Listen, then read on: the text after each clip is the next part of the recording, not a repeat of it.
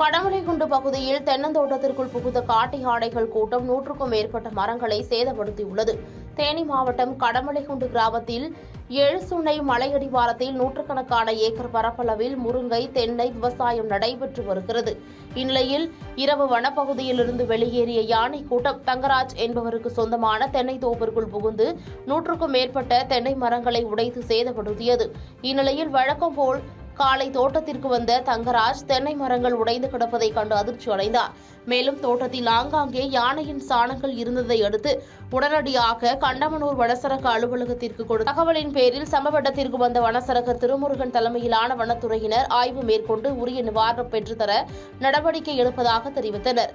யானை கூட்டம் மலையடிவார பகுதியில் சுற்றித் திரிவதால் அப்பகுதியைச் சேர்ந்த விவசாயிகள் அச்சமடைந்துள்ளனர். பாதகம் செய்பவரை கண்டால் நாம் பயங்கொள்ளலாகாது பாப்பா. மோதி மிதித்து விடு பாப்பா, அவர் முகத்தில் உமிழ்ந்து விடு பாப்பா. அண்மை செய்திகளை உடனுக்குடன் தெரிந்து கொள்ள இணைந்திருங்கள் இயம்நாடு தொலைக்காட்சியுடன்.